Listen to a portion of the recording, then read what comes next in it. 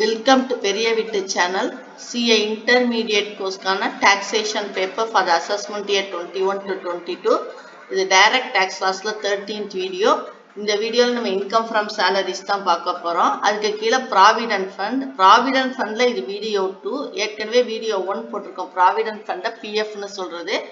அதுல வந்து உங்களுக்கு தியரி வந்து எக்ஸ்பிளைன் பண்ணிருந்தாரு. எத்தனை வகையான provident fund, RPF, SPF, PPF, URPF, அதுக்கான tax treatment என்ன, எம்ப்ளாய்மெண்ட் பீரியட் அப்ப சர்வீஸ்ல இருக்கப்ப வாங்கினா அதுக்கு எப்படி டாக்ஸ் ட்ரீட்மெண்ட், ரிட்டையர்மெண்ட் அப்ப வாங்கினா எப்படி டாக்ஸ் ட்ரீட்மெண்ட் அப்படிலாம் அந்த வீடியோல அந்த டேப்லர் காலம்லாம் போய் பாருங்க. பார்த்துட்டு இந்த வீடியோவில் உள்ள ப்ராப்ளம்ஸ்க்கு வாங்க.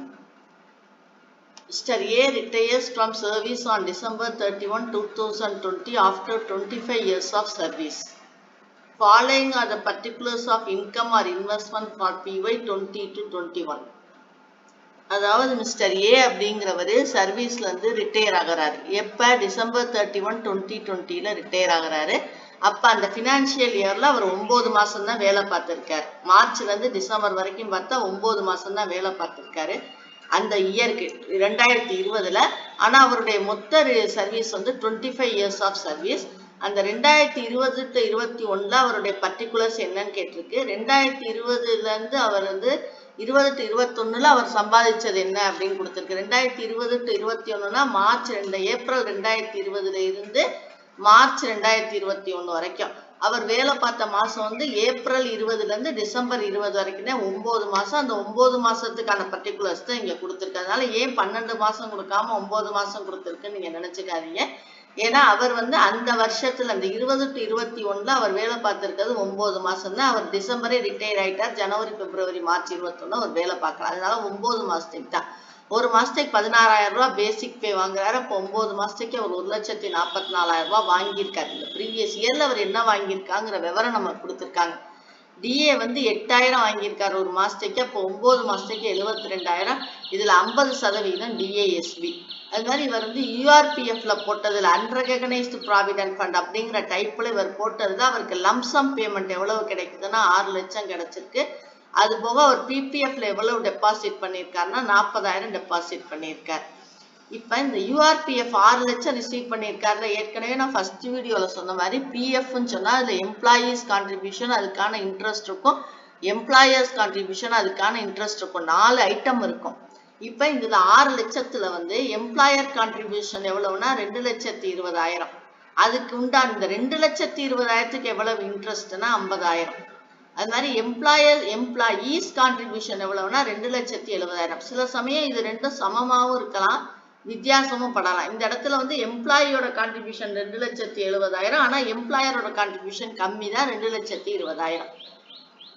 மோஸ்ட்லி சேமா இருக்கும், சில இடங்கள்ல அப்படி மாறுபட்டு இருக்கும். இந்த எம்ப்ளாயி கான்ட்ரிபியூட் பண்ணியிருக்காருல 2,70,000, அதுக்கான இன்ட்ரெஸ்ட் வந்து 60,000. இந்த 2,20,000க்கான இன்ட்ரெஸ்ட் வந்து 50,000. இந்த 4 ஐட்டம் எப்பவுமே பிஎஃப்ல இருக்கும். எம்ப்ளாயர்ஸ் கான்ட்ரிபியூஷன் 2,20,000, அதுக்கான இன்ட்ரெஸ்ட் 50,000. எம்ப்ளாயீஸ் கான்ட்ரிபியூஷன் 2,70,000, அதுக்கான இன்ட்ரெஸ்ட் 60,000. இப்ப இது எல்லாத்தையும் கூட்டினீங்கன்னா உங்களுக்கு 6 லட்சம் வந்துடும். இதுதான் மொத்த அமௌண்ட்டா நம்ம கையில வாங்கினதுன்னு கொடுத்துருக்காங்க. ஆனா இதனுடைய இது வந்து உள்ள போய் பார்த்தோம்னா அதனுடைய இது வந்து இதுதான். எம்ப்ளாயர் கான்ட்ரிபியூஷன் 2,20,000, அதுக்கான இன்ட்ரெஸ்ட் 50,000. எம்ப்ளாயீஸ் கான்ட்ரிபியூஷன் வந்து 2,70,000, அதுக்கான இன்ட்ரெஸ்ட் 60,000. அப்ப எவ்வளவு இந்த யூஆர்பிஎஃப்ல வாங்கினதுல எவ்வளவு டாக்ஸபிள் அமௌண்ட் அப்படிங்கறத நம்மள கண்டுபிடிக்க சொல்லியிருக்காங்க. For assessment year 21 to 22. What is the taxable portion of the amount received from the URPF in the hands of Mr. A? அப்ப டாக்ஸபிள் அமௌண்ட் எவ்வளவு? இந்த 6 லட்சத்துல எவ்வளவு அமௌண்ட் டாக்ஸபிள்னு கேட்கறாங்க. அவ்வளவுதான் கணக்கு. 6 லட்சத்துல எவ்வளவு அமௌண்ட் டாக்ஸபிள். அப்ப இவர் எப்ப வாங்குறாரு இந்த லம்சம் அமௌண்ட்னு பார்த்தா ரிட்டையர்மெண்ட் அப்பதான் வாங்குறாரு. அப்பதான் யூஆர்பிஎஃப் டாக்ஸபிள். அதுக்கு முன்னாடி எல்லாம் டாக்ஸபிள் கிடையாது, ஆனுவல் டாக்ஸபிள் கிடையாது. யூஆர்பிஎஃப் வந்து அந்த டைம் ஆஃப் ரிட்டையர்மெண்ட் வாங்கினாதான் டாக்ஸபிள். அதனால இது அந்த டைம் ஆஃப் ரிட்டையர்மெண்ட். அப்ப போன வீடியோல போய் ரூல்ஸ் எடுத்து பாத்தீங்கன்னா இதுதான் ரூல்ஸ். அந்த ரூல்ஸ் உங்களுக்கு ஹைலைட் பண்றதுக்காக இங்க எடுத்து காட்டியிருக்கேன். நீங்க கணக்குல இந்த ரூல்ஸ் எழுதணுங்கிறது கிடையாது. போன வீடியோல உள்ள ரூல்ஸை ஹைலைட் பண்ணி காட்டுறதுக்காக இங்க நான் கொண்டு வந்திருக்கேன். அதை நீங்க கணக்கு இதுல இருந்து போட்டீங்கன்னா போதும். அதுல என்ன எழுதியிருப்போம்னா எம்ப்ளாயர் கான்ட்ரிபியூஷன் அப்புறம் அதனுள்ள இன்ட்ரெஸ்ட் ரெண்டும் சேலரிஸ் அதுக்கு ஹெட்டிங்க்கு கீழே வந்துடும். எம்ப்ளாயர் கான்ட்ரிபியூஷனும் அதுக்குள்ள இன்ட்ரெஸ்டும் அப்ப இங்க எம்ப்ளாயர் கான்ட்ரிபியூஷன் என்ன 2,20,000, அதுக்குள்ள இன்ட்ரெஸ்ட் 50,000. எந்த ஹெட்டிங்க்கு கீழே வரும்? சேலரிங்கிற ஹெட்டிங்க்கு கீழே வரும். எம்ப்ளாயீஸ் கான்ட்ரிபியூஷன் டாக்ஸபிள் கிடையாது. அதுக்குள்ள இன்ட்ரெஸ்ட் இருக்கு பாத்தீங்களா? எம்ப்ளாயீஸ் கான்ட்ரிபியூஷனுக்குள்ள இன்ட்ரெஸ்ட் எந்த ஹெட்டிங்க்கு கீழே வரும்னா இன்கம் ஃப்ரம் அதர் சோர்சஸ்க்கு கீழே வரும். இதுதான் இதுக்கான ரூல்ஸ். போன வீடியோல போய் பாத்தீங்கன்னா இது தெரியும். அப்ப நம்ம இதுல நம்ம கேட்டிருக்கிறது இந்த URPF மட்டும்தான் கேட்டிருக்கு. அதனால மற்றதெல்லாம் நமக்கு தேவையில்லை. எது தேவையில்லை? பேசிக் பே தேவையில்லை, DASBO எதுவோ தேவையில்லைன்னா URPFனா இந்த லம்சம் அமௌண்ட் மட்டும் தான் நம்ம எடுத்துக்க போறோம். டெபாசிட்ஸ் இன் PPF அக்கௌண்ட் இதுல தேவையில்லை. நமக்கு தேவையானது இந்த 6 லட்சம் தான். இந்த 6 லட்சத்துல உள்ள இந்த 4 ஐட்டம் தான் நமக்கு தேவை. மற்ற ஐட்டம் தேவையில்லை. இந்த 4 ஐட்டம் மட்டும்தான் நமக்கு தேவை. 4 ஐட்டம்ஸ் மட்டும்தான் இந்த URPF பொறுத்த வரைக்கும் தேவை. அதுவும் at the time of retirement வாங்கியிருந்தா தான் தேவை. அப்ப எம்ப்ளாயர்ஸ் கான்ட்ரிபியூஷனும் இன்ட்ரெஸ்ட் என்ன வந்துடும் சொன்னேன்? சேலரிஸ்க்கு கீழே வந்துடும். அப்ப எம்ப்ளாயர்ஸ் கான்ட்ரிபியூஷன் எவ்வளவு? 2,20,000. அதுக்கான இன்ட்ரெஸ்ட் எவ்வளவு? 50,000. அப்ப சேலரிஸ்க்கு கீழே எவ்வளவு இருக்கு? 2,70,000. எம்ப்ளாயீஸ் கான்ட்ரிபியூஷன் டாக்ஸபிள் கிடையாது. அதனால இது இந்த கணக்குல நம்ம சேர்க்க தேவையில்லை. ஆனா அதுக்குள்ள இன்ட்ரெஸ்ட் 60,000 எந்த தலைப்பு கீழே வரும்? இன்கம் ஃப்ரம் அதர் சோர்சஸ்க்கு கீழே இந்த 60,000 வந்துடும். அந்த தலைப்பு கீழே வெவ்வேறு வரும். இந்த 4 ஐட்டத்துல இந்த 3 ஐட்டமும் டாக்ஸபிள், இந்த ஒரு ஐட்டம் டாக்ஸபிள் கிடையாது. இந்த ஒரு ஐட்டம் டாக்ஸபிள் கிடையாது, மிச்சம் 3 ஐட்டமுமே டாக்ஸபிள். ஆனா இது ரெண்டும் சேலரிஸ்க்கு கீழே டாக்ஸபிள் ஆகும். இது இன்கம் ஃப்ரம் அதர் சோர்சஸ்க்கு கீழே டாக்ஸபிள் ஆகும். அவ்வளவுதான் வித்தியாசம். அப்ப எம்ப்ளாயர்ஸ் கான்ட்ரிபியூஷனும் அதனுடைய இன்ட்ரெஸ்டும் சேர்ந்து சேலரிஸ்க்கு கீழே. இது மறந்துடாதே, நான் போட்டிருக்கிறது இது URPFக்கு மட்டும்தான். URPFக்கு மட்டும்தான். URPFனா இந்த டைம் ஆஃப் ரிட்டையர்மெண்ட் வாங்கியிருக்காங்களான்னு பார்த்தா அதுக்கு இந்த மாதிரி டாக்ஸ் ட்ரீட்மெண்ட். இந்த எம்ப்ளாயீஸ் கான்ட்ரிபியூஷனோட இன்ட்ரெஸ்ட் எங்கே போய் சேரும்? இன்கம் ஃப்ரம் அதர் சோர்சஸ்ல சேரும். இந்த 4 ஐட்டத்துல 2,70,000 விட்டுட்டு மிச்சம் 3,30,000 டாக்ஸபிள் அமௌண்ட். புரியுதா? இது இப்ப இதையே what will be answered the fund mentioned above was the recognized provident fund. இது URPF இல்லாமல் RPF இருந்தால் என்னன்னு கேக்குறாங்க. அப்ப RPF இருந்தாலும் இதுல வாங்க போய் போன வீடியோல பாருங்க. இது at the time of retirement வாங்குனது. நீங்க RPFனா during employment period போயிடாதீங்க. ஏன்னா இது at the time of retirement வாங்குறது. ரிட்டையர்மெண்ட் அப்ப வாங்கினது இது. அதனால நீங்க ஃபர்ஸ்ட் உள்ள டாக்ஸ் ட்ரீட்மெண்ட்டுக்கு போயிடாதீங்க, செகண்ட் உள்ள டாக்ஸ் ட்ரீட்மெண்ட்டுக்கு போங்க. ஏன்னா இது at the time of retirement வாங்கினதுனால. ஃபர்ஸ்ட் எம்ப்ளாய்மெண்ட் பீரியட், எம்ப்ளாய்மெண்ட் சர்வீஸ்ல இருக்கும்போது வாங்கினா அதுக்கு வேற மாதிரி டாக்ஸ் ட்ரீட்மெண்ட், ரிட்டையர் ஆகுறப்ப வாங்கினா அதுக்கு வேற மாதிரி டாக்ஸ் ட்ரீட்மெண்ட். இது ரிட்டையர் ஆகுறப்ப வாங்குறது. அதனால இதுக்கான டாக்ஸ் ட்ரீட்மெண்ட் போய் பார்த்தீங்கன்னா first exempted subject to certain conditions போட்டு first condition at least 5 years of continuous service இருந்தா எஸ்னா எக்ஸம்ப்டட், நோனா கண்டிஷன் 2க்கு போகணும் அப்படின்னு அங்கே போய் பார்த்தீங்கன்னா உங்களுக்கு தெரியும் எதனால விலகுனாரு அப்படிங்கிறதுக்கு. ஆனா இங்க 5 years இல்ல 25 yearsே வேலை பார்த்திருக்காரு. அதனால இது எஸ்ன்னு எக்ஸம்ப்டட்ல வந்துடும். இங்க எஸ் ஆயிரும். இந்த கண்டிஷனுக்கு வந்துடும், நோக்கு போகவே தேவையில்லை. 5 years கண்டினியூஸ் சர்வீஸ் இருக்கான்னு பார்த்தா இவர் 25 yearsே கண்டினியூஸ் சர்வீஸ் இருக்கிறதுனால ஃபுல் அமௌண்ட்டுமே எக்ஸம்ப்டட். இந்த 6 லட்சம் அவர் RPFல வாங்கியிருந்தால் அந்த 6 லட்சமே எக்ஸம்ப்டட். 6 லட்சமே எக்ஸம்ப்டட் அமௌண்ட்டா மாறிடும். ஃபுல் அமௌண்ட் 3,30,000 டாக்ஸபிள், 2,70,000 தான் இங்க எக்ஸம்ப்டட். இங்க இல்ல, இங்க 6 லட்சமே எக்ஸம்ப்டட். சப்போஸ் இது RPF இருந்தால், ஏன்னா அவர் 25 வருஷம் வேலை பார்த்திருக்காரு, அதனால 6 லட்சமே எக்ஸம்ப்டட். புரியுதா? இது URPF இருந்தா 3,30,000 டாக்ஸபிள், 2,70,000 எக்ஸம்ப்டட். இதுவே RPF இருந்தால் அவர் 25 வருஷம் சர்வீஸ் பண்ணதுனால ஃபுல் அமௌண்ட்டுமே எக்ஸம்ப்டட், நோ டாக்ஸபிள் வேல்யூ. அடுத்து illustration 3. Mr. B is working in ABC Limited and has given the details of his income for the previous year 20 to 21. அப்ப assessment year 21 to 22. You are required to compute his gross salary. என்ன கேட்டிருக்காங்கன்னு கணக்குல முதல்ல பாருங்க. gross salary கேட்டிருக்காங்க. அப்ப கொடுத்திருக்க item பூரா include பண்ணணும். salary கீழே எது எது வருமோ அதை பூரா இன்க்ளூட் பண்ணணும். ஏன்னா gross salary கேட்டிருக்கிறதுனால. இப்போ என்னென்ன கொடுத்திருக்காங்கன்னா பேசிக் salary 10,000 பெர் மந்த் கொடுத்திருக்காங்க. DA 8,000 பெர் மந்த், அதுல 50% DASB. அப்ப 4,000 DASB. Commission on percentage of turnover 0.1%. எவ்வளவு டேர்ன் ஓவர்னா 50 லட்சம் டேர்ன் ஓவர், அதுக்கு 0.1%. அப்ப இது ரெண்டும் சேர்த்தா எவ்வளவு ரூபா வரும்னா 5000 ரூபாய் வரும். கணக்கு பண்ணி பாத்தீங்கன்னா தெரியும். 50 லட்சம் இன்ட்டு 0.1/100 போட்டீங்கன்னா 5000 வரும். போனஸ் எவ்வளவுனா 40,000, கிராஜுவிட்டி 25,000. Is own contribution. இங்க என்ன ப்ராவிடன்ட் ஃபண்டு? RPF. அப்ப எம்ப்ளாயீஸ் கான்ட்ரிபியூஷன் 20,000.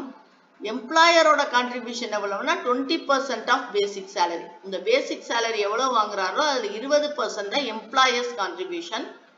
இன்ட்ரெஸ்ட் அக்ரூட் வந்து 13%. ரெண்டுக்கும் சேர்த்து இன்ட்ரெஸ்ட் எவ்வளவு RPFல சேர்ந்துருக்குன்னா 13% per annum சேர்ந்துருக்கு. ரெண்டுக்கும் சேர்த்து 13% per annum சேர்ந்துருக்கு.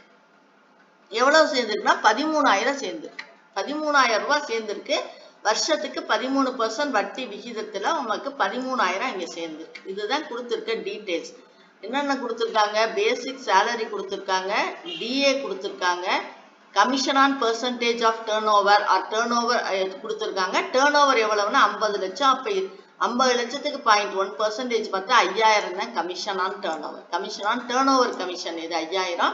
Bonus 40,000, gratuity 25,000, own contribution to RPFனா எம்ப்ளாயீஸ் கான்ட்ரிபியூஷன் 20,000. எம்ப்ளாயர் கான்ட்ரிபியூஷன் வந்து 20% ஆஃப் இஸ் பேசிக் சேலரி. மொத்தம் RPFல சேர்ந்த வட்டி வந்து 13,000. அந்த வட்டி எந்த விகிதத்துல கொடுத்திருக்காங்கன்னா வருடம் ஒன்றுக்கு 13% கொடுத்திருக்காங்க. நம்மள கிராஸ் சேலரி கேட்டிருக்காங்க. இப்ப பேசிக் சேலரி கீழே அப்படி டைரக்டா எழுதிடலாம். மாசத்துக்கு கொடுத்திருக்கு, வருஷத்துக்கு கணக்கு பண்ணி எழுதிக்கீங்க 1,20,000. DA சேலரி கீழே டைரக்டா கொண்டு போய் எழுதிடலாம். எந்த வித டாக்ஸ் ட்ரீட்மெண்ட்டும் கிடையாது. அப்படியே ஃபுல் அமௌண்ட் டாக்ஸபிள். அப்ப DA வந்து 8,000 கொடுத்துருக்காங்க, 96,000 நேரடியா கொண்டே சேலரி கீழே எழுதிடலாம். அது சேர்த்தரலாம். கமிஷன் எவ்வளவு கண்டுபிடிச்சிருக்கோம்? 5,000 கண்டுபிடிச்சிருக்கோம். இந்த 5,000 நேர கொண்டே சேலரி கீழே சேர்த்தரலாம். போனஸ் எவ்வளவு? 40,000. போனஸ்ங்கிறது வருஷத்துக்கு கொடுக்கறத, அதனால அதை மென்ஷன் பண்ணணும் தேவையில்லை. அதையும் நான் டிக் பண்ணியிருக்கிறது பூரா சேலரி கீழே போய் நேரடியா சேர்க்கிறது. எந்த வித டாக்ஸ் ட்ரீட்மெண்ட்டும் இல்லாம நேரடியா டாக்ஸபிள். அதெல்லாம் எக்ஸம்ஷனே கிடையாது. பேசிக் சேலரி அப்படியே சேர்த்துடணும், DA அப்படியே சேர்த்துடணும், commission on percentage of turnover இது ரெண்டுக்கும் கணக்கு பண்ணி எவ்வளவோ அதை சேர்த்துடணும், போனஸ் சேர்த்துடணும். ஆனா கிராஜுவிட்டிக்கு டாக்ஸ் ட்ரீட்மெண்ட் உண்டு. டாக்ஸ் ட்ரீட்மெண்ட் TTன்னு போற டாக்ஸ் ட்ரீட்மெண்ட் கண்டுபிடிக்கணும் கிராஜுவிட்டிக்கு. அது மாதிரி RPFக்கும் டாக்ஸ் ட்ரீட்மெண்ட் உண்டு. இதெல்லாம் நேரடியா கொண்டே நம்ம கணக்குல சேர்க்க முடியாது. டாக்ஸ் ட்ரீட்மெண்ட் உண்டு. அப்ப இந்த basic salary, DA, commission on turn over, bonus இதனால டைரக்டா அங்க கொண்டு எழுதிக்கலாம். ஆனா அதுக்கு முன்னாடி கிராஜுவிட்டிக்கு எவ்வளவு டாக்ஸபிள் அமௌண்ட்னு கண்டுபிடிக்கணும், RPFக்கு எவ்வளவு டாக்ஸபிள் அமௌண்ட்னு கண்டுபிடிக்கணும், கிராஜுவிட்டி கண்டுபிடிக்கணும், இந்த பக்கம் டிக் போட்டிருக்கிறதெல்லாம் கண்டுபிடிக்கணும் நம்ம. அது மாதிரி இது எவ்வளவு, RPFக்கு எவ்வளவுங்கிறதையும் நம்ம கண்டுபிடிக்கணும். இதுக்கெல்லாம் டாக்ஸபிள் அமௌண்ட் கண்டுபிடிக்கணும். இதெல்லாம் ஃபுல் அமௌண்ட்டுமே டாக்ஸபிள், அதனால நேரடியா போய் எழுதிடலாம். இதெல்லாம் முன்னாடி டாக்ஸபிள் அமௌண்ட் கண்டுபிடிச்சிட்டு தான் எழுதணும். அதனால நான் இப்போ ஃபர்ஸ்ட் கிராஜுவிட்டி எடுக்கிறேன். Tax treatment of gratuity. இது எப்பனா டைம் ஆஃப் ரிட்டையர்மெண்ட்ல வாங்கல என்ன, அது ஒண்ணு. எப்ப வாங்குறாரு? During service. அப்ப gratuity received during the period of service is fully taxable. Retirement அப்பவோ அல்ல டெத் அப்பவோ வாங்கினாதான் கிராஜுவிட்டிக்கு டாக்ஸ் ட்ரீட்மெண்ட்டுக்கு போகணும். எப்ப சர்வீஸ் அப்ப கிராஜுவிட்டி நீங்க கொடுத்துருக்கோ அப்ப நீங்க அதுக்கு போகாதீங்க, நேரடியா இதையும் கொண்டே சேர்த்தரலாம். எங்க சேலரி கீழே சேர்த்தரலாம். ஏன்னா இது வந்து வேலை பார்த்துக்கிட்டு இருக்கும் போதே, பணி புரியும் போதே, சேவை செய்யும் போதே வாங்கக்கூடிய கிராஜுவிட்டி. டெத் அப்பவோ டைம் ஆஃப் ரிட்டையர்மெண்ட் அப்போ வாங்கினாதான் நம்ம டாக்ஸ் ட்ரீட்மெண்ட் எக்ஸம்ஷன் உண்டு. இதுக்கு கிடையாது, இது ஃபுல்லி டாக்ஸபிள். அதனால எந்த கணக்குலையும் கிராஜுவிட்டி அட் டைம் ஆஃப் ரிட்டையர்மெண்ட்னு கொடுக்கலைன்னா ஃபுல்லி டாக்ஸபிள். அதனால இது நேரடியா சேலரி கீழே கொண்டு போயிடலாம். அடுத்து RPF எப்ப வாங்குறாங்க? During the employment period. நம்ம இதுல கணக்கு எப்ப போட்டோம்? During the retirement period, at the time of retirement. இது எப்ப இதெல்லாம் at the time of retirement, retires from service. ஆனா இதுல ரிட்டையர்மெண்ட்னு ஒரு வார்த்தையே கிடையாது. அதனால இதெல்லாம் during employment period. During employment period வாங்குறதுனால கிராஜுவிட்டி ஃபுல்லி டாக்ஸபிள். அதனால இது டாக்ஸ் ட்ரீட்மெண்ட் தேவையில்லை. அப்ப இந்த RPFக்கெல்லாம் என்னன்னா ஃபர்ஸ்ட் டேபுலர் காலம் இருக்குல்ல, போன வீடியோல ஃபர்ஸ்ட் டேபுலர் காலத்தை எடுத்து பாருங்க. அதை எடுத்து பார்த்தீங்கன்னா RPFக்கு மட்டும் நான் எடுத்து போட்டிருக்கேன். அதுல 4க்கும் எடுத்து போட்டிருப்பேன். RPF, URPF, PPF, SPF 4க்கும் போட்டிருப்போம். ஆனா நமக்கு தேவை இந்த கணக்குல RPF மட்டும்தான். அப்ப RPFல வந்து அதனுடைய டாக்ஸ் ட்ரீட்மெண்ட் இதுவும் உங்களுடைய ரெஃபரன்ஸ்க்காக கொடுத்துருக்கேன். இதை நீங்க கணக்குல எழுதணுங்கிறது இங்க தேவையில்லை. எம்ப்ளாயர்ஸ் கான்ட்ரிபியூஷனுக்கு amount in excess of 12% taxable. Employees contribution இங்கேயும் டிடக்ஷன் அண்ட் ஏடிசி கீழே விட்டுறலாம். உங்களுக்கு கேட்டிருக்கிறது கிராஸ் சேலரி தான், அதனால இந்த டிடக்ஷன் அண்ட் ஏடிசி இப்பொழுது தேவையில்லை. நமக்கு டாக்ஸபிள் சேலரின்னு கேட்டான்னு அங்கேதான் இந்த டிடக்ஷன் அண்ட் ஏடிசி தேவை. கிராஸ் சேலரிக்கு டிடக்ஷன் அண்ட் ஏடிசி தேவையில்லை. டாக்ஸபிள் சேலரிக்கு கிராஸ் சேலரியிலேருந்து இதை கழிச்சு போடணும், அப்போ டாக்ஸபிள் இன்கம் கிடைக்கும். நமக்கு இங்க கேட்டிருக்கிறது கிராஸ் சேலரி தான், அதனால இப்போதைக்கு நமக்கு எம்ப்ளாயீஸ் கான்ட்ரிபியூஷன் இந்த கணக்குக்கு தேவையில்லை. அப்புறம் இன்ட்ரெஸ்ட் கிரெடிட்டடுக்கு என்ன rule? Amount in excess of 9.5% per annum is taxable. இது வந்து எக்ஸஸ் ஆஃப் 12%, இது எக்ஸஸ் ஆஃப் 9.5% per annum, இது வந்து 12% ஆஃப் சேலரி. அப்ப நம்ம வந்து ஆர்பிஎஃப் கொடுத்தோனே, RPF during the employment period கொடுத்தோனே நம்மளுடைய முதல் வேலை நம்ம சேலரியை கணக்கு பண்ணணும். இந்த சேலரி ஆர்பிஎஃப்க்கு 12% கண்டுபிடிக்கிறதுக்கு என்ன சேலரி தேவையோ அதை கணக்கு பண்ணணும். அதுக்கு என்ன ஃபார்முலானா basic plus DASP plus commission on turnover or sales, இதுதான் நமக்கு ஃபார்முலா. அந்த சேலரியில தான் 12% பார்க்கணும். பேசிக் சேலரியில போய் 12% பார்க்க கூடாது. இதுக்குன்னு உள்ள சேலரி என்னன்னா பேசிக்கோட டிஏஎஸ்பியோட கமிஷனையும் கூட்டி மூணையும் கூட்டி அதுக்கு என்ன சேலரி வருதோ அதுல 12% பார்க்கணும். அதனால இப்ப பேசிக் சேலரி எவ்வளவு? ஒரு மாசத்துக்கு 10,000, வருஷத்துக்கு 1,20,000. டிஏ 8,000, ஆனா டிஏஎஸ்பி 50% ஒரு மாசத்துக்கு, அப்ப ஒரு வருஷத்துக்கு 12. அப்ப 4,000 × 12 48,000. Commission on turn over on sales எவ்வளவு? 50 லட்சம் × 0.1/100, அது 5,000. இது மூணையும் கூட்டினா 1,73,000. இந்த இடத்துல வர சேலரி வந்து நமக்கு 1,73,000. இந்த 1,73,000ல 12% எக்ஸம்ப்டட் எம்ப்ளாயர்ஸ் கான்ட்ரிபியூஷன். அப்ப இந்த 1,73,000க்கு 12% எவ்வளவுன்னு பார்த்தா 20,760. இதுதான் எக்ஸம்ப்டட் எம்ப்ளாயர்ஸ் கான்ட்ரிபியூஷன். அப்ப டாக்ஸபிள் எம்ப்ளாயர்ஸ் கான்ட்ரிபியூஷன் எப்படி கடிக்கணும்? நம்ம எப்போ என்ன ஃபார்முலா சொல்லுவோம்? T = A - E நம்ம சொல்லுவோம். இங்க A என்ன? எம்ப்ளாயர்ஸ் கான்ட்ரிபியூஷன் எவ்வளவு? 20% of basic salary. Basic salary மட்டும் எடுத்துக்கிட்டா போதும். 20% ஆஃப் பேசிக் சேலரி, அதனால 1,20,000 எடுத்திருக்கேன். நீங்க 1,73,000 எடுத்துடக்கூடாது இங்க, புரியுதா? இது வந்து ஏன்னா பேசிக் சேலரியில 20%, இது வந்து 20% ஆஃப் பேசிக் சேலரி. அப்ப பேசிக் சேலரி எவ்வளவு? 1,20,000. அப்ப இது எவ்வளவு? 20% ஆஃப் 1,20,000. இந்த இடத்துல இதெல்லாம் இப்படி கொடுத்துருந்தா நம்ம இதெல்லாம் நம்ம கணக்கு பண்ணிக்கணும். இது வந்து 20% பேசிக் சேலரினா 1,20,000, ஏன்னா 10,000 நமக்கு பேசிக் சேலரி. ஒரு மாசத்துக்கு 10,000, அப்ப இது வந்து 1,20,000. அப்ப இது எவ்வளவுனா 24,000. பேசிக் சேலரி வந்து இப்ப 24,000. எது? இந்த எம்ப்ளாயர்ஸ் கான்ட்ரிபியூஷன் ஆர்பிஎஃப் 24,000. அப்ப ஆக்சுவல் எவ்வளவு? 24,000. எக்ஸம்ப்டட் எவ்வளவு? 20,760. அப்ப 24,000ல 20,760 போச்சுன்னா 3,240 தான் taxable amount of employer's contribution. இந்த டாக்ஸபிள் எம்ப்ளாயர்ஸ் கான்ட்ரிபியூஷன் ஆர்பிஎஃப் இருக்குல்ல, அது வந்து 3,240. அப்ப இது முதல்ல இதை புரிஞ்சுங்க. எம்ப்ளாயர்ஸ் கான்ட்ரிபியூஷனை முடிச்சுக்கிட்டு நம்ம அப்புறம் இன்ட்ரெஸ்ட்டுக்கு போவோம். எம்ப்ளாயீஸ் கான்ட்ரிபியூஷன் வந்து நம்ம இங்க விட்டுறணும், ஏன்னா இது டிடக்ஷன் அண்ட் ஏடிசி இங்க நமக்கு கிடையாது. ஏடிசி டிடக்ஷன் வந்து கிராஸ் சேலரி கேட்டிருக்கிறதுனால இது தேவையில்லை.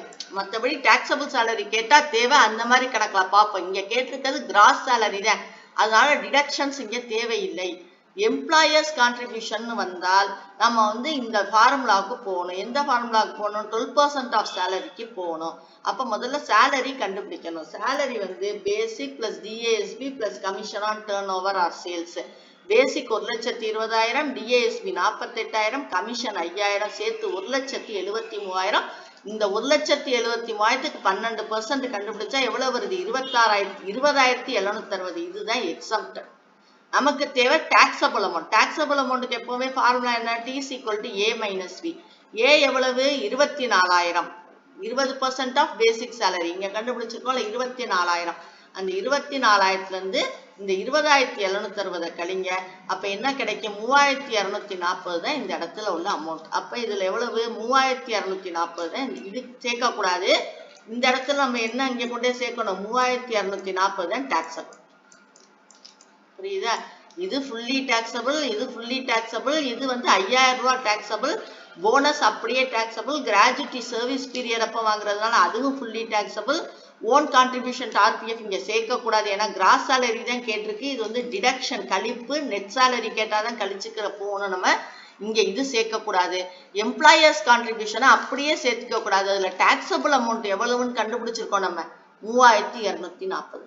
அது மாதிரி இன்ட்ரெஸ்ட் அக்ரூடுக்கும் டாக்ஸபிள் அமௌண்ட் கண்டுபிடிக்கணும். இன்ட்ரெஸ்ட் அக்ரூடுக்கு எப்படி கண்டுபிடிக்கிறது? திரும்ப இங்க வந்து எவ்வளவு 9.5% per annum. 9.5% per annum தான் நம்ம டாக்ஸபிள். ஆனா நமக்கு எவ்வளவு கொடுத்திருக்கு? 13% per annum. எவ்வளவு? 13,000. 13%க்கு 13,000னா 1%க்கு எவ்வளவு? 1000. அப்ப நமக்கு என்ன தேவை? 9.5% தான் exempted amount. அப்ப 9.5% எவ்வளவு? 9,500. இது சில பேர் என்ன பண்ணுவாங்க, இந்த மாதிரி தான் புக்குல எல்லாம் போட்டிருக்கும். இதுக்கு அர்த்தம் இதுதான். 13,000 இன்ட்டு நமக்கு எவ்வளவு பர்சன்டேஜுக்கு வேணும்? 9.5க்கு தான் வேணும். அப்ப 9.5 ஆனா எவ்வளவுக்கு கொடுத்துருக்கு? 13க்கு கொடுத்துருக்கு. இப்படி போட்டு பார்த்தாலும் 9,500 வரும். புக்குல எல்லாம் இப்படிதான் போட்டிருக்கும். அதாவது என்ன அர்த்தம்னா, இதுக்கு சேலரிலாம் எடுத்துக்க கூடாது. இந்த இதுக்கு தான் சேலரிக்கு 12%. உடனே 9.5% சேலரிக்கு போய் 9.5% கண்டுபிடிக்காதீங்க. நிறைய பேர் அந்த தப்பு பண்ணுவீங்க. சேலரி இதோட முடிஞ்சு போச்சு. இந்த 9.5% per annum எப்படி கண்டுபிடிக்கணும்னா, அவங்க கொடுத்திருக்க கணக்கு 13% per annumங்கிறது 13,000 ரூபாய். அப்ப 1% எவ்வளவு? 13,000/13 1000 ரூபாய். ஆனா நமக்கு என்ன எக்ஸம்டட்? 9.5% தான் எக்ஸம்டட். அப்ப 1000 × 9.5 9,500 எக்ஸம்டட். அப்ப ஆக்சுவலா வாங்கினது 13,000, அதுல 9,500 எக்ஸம்டட் அமௌண்ட். அப்ப டாக்ஸபிள் அமௌண்ட் எவ்வளவு? 3,500 தான். 3,500 தான் டாக்ஸபிள் அமௌண்ட். அப்ப இந்த இடத்துல இப்ப நமக்கு இதுக்கு பதிலா என்ன போடணும்? நமக்கு 13,000 டாக்ஸபிள் கிடையாது, 3,500 தான் டாக்ஸபிள் அமௌண்ட். இப்ப எல்லாம் கண்டுபிடிச்சிட்டோமா? நம்ம இந்த மாதிரி தனித்தனியா போட்டு கண்டுபிடிச்சிட்டா கிளியரா இருக்கும். இன்னமே மெயின் கணக்குக்கு போலாம். பேசிக் சேலரியை அப்படியே எடுத்துக்கணும் × 12, டிஏ அப்படியே எடுத்துக்கணும் × 12, commission on percentage of turnover 50 லட்சத்துக்கு 0.1% 5,000 ரூபாய். போனஸ் அப்படி எடுத்துக்கணும். கிராஜுவிட்டி சர்வீஸ்ல வாங்குறதுனால அப்படியே எடுத்துக்கணும். இது 80C டிடக்ஷன் கீழே வரும். கிராஸ் சேலரி தான் கேட்டிருக்கு, அதனால இது தேவையில்லை. டாக்ஸபிள் சேலரி கேட்கல தான் இதுக்கு போகணும். எம்ப்ளாயர்ஸ் கான்ட்ரிபியூஷன்ல டாக்ஸபிள் எவ்வளவு கண்டுபிடிச்சிருக்கோம்? 3,240 கண்டுபிடிச்சிருக்கோம். இன்ட்ரெஸ்ட் அக்ரூட் எவ்வளவு டாக்ஸபிள்னு கண்டுபிடிச்சிருக்கோம்? 3,500 டாக்ஸபிள் கண்டுபிடிச்சிருக்கோம். 9,500 எக்ஸம்டட், 3,500 டாக்ஸபிள். எக்ஸம்டடை மட்டும் கண்டுபிடிச்சு சில பேர் அவசரத்துல போட்டுருவீங்க. ஆக்சுவல்ல இருந்து கழிக்காம போடவே கூடாது. நமக்கு எக்ஸம்டட் கண்டுபிடிச்சிட்டு எப்பவும் டாக்ஸபிள் அமௌண்ட்டுக்கு ஆக்சுவல்ல இருந்து கழிக்கணும். இந்த ஸ்டெப்பை மறந்துடாதீங்க. நமக்கு எக்ஸம்டட் அமௌண்ட் வந்து இந்த 1,73,000 12% வந்து எக்ஸம்டட் அமௌண்ட். நமக்கு ஆனா டாக்ஸபிள் அமௌண்ட் என்னது? ஆக்சுவல்ல இருந்து எக்ஸம்டடை கழிக்கணும். அது மாதிரி இங்க எக்ஸம்டட் அமௌண்ட் எவ்வளவு? 9,500ங்கிறது எக்ஸம்டட் அமௌண்ட். அப்ப டாக்ஸபிள் அமௌண்ட் என்ன பண்ணணும்? ஆக்சுவல்ல இருந்து கழிக்கணும். அதனால மறந்துடாம கழிச்சுட்டு அந்த எக்ஸம்டட் அமௌண்ட் டாக்ஸபிள் அமௌண்ட்டை கொண்டாந்து இங்க போடணும். இப்ப நான் சொன்ன மாதிரி பேசிக் சேலரி ஒரு மாசத்துக்கு கொடுத்துருந்தாங்க, வருஷத்துக்கு 1,20,000. டிஏ ஒரு மாசத்துக்கு கொடுத்துருந்தாங்க, வருஷத்துக்கு 96,000. கமிஷன் ஆன் டர்ன் ஓவர் வந்து 50 லட்சத்துக்கு 0.1% 5,000. போனஸ் அப்படியே 40,000 டாக்ஸபிள். கிராஜுவிட்டி வந்து அப்படியே 25,000 டாக்ஸபிள். ஆர்பிஎஃப் எவ்வளவு டாக்ஸபிள்? 3,240. இன்ட்ரெஸ்ட் அக்ரூட் ஆர்பிஎஃப்ல எவ்வளவு டாக்ஸபிள்? 3,500. இதெல்லாம் அப்படி எப்படி போட்டுக்கலாம். இதுக்கெல்லாம் டாக்ஸபிள் அமௌண்ட் கண்டுபிடிச்சு போடணும். கண்டுபிடிக்கல இந்த ஸ்டெப்பை மிஸ் பண்ணிடாதீங்க. இதெல்லாம் சிரமப்படாம சில பேர் இந்த கணக்குக்குள்ளே இங்கனே இதுக்குள்ளே கணக்கு பண்ணி போட்டுக்கிட்டே இருப்பாங்க.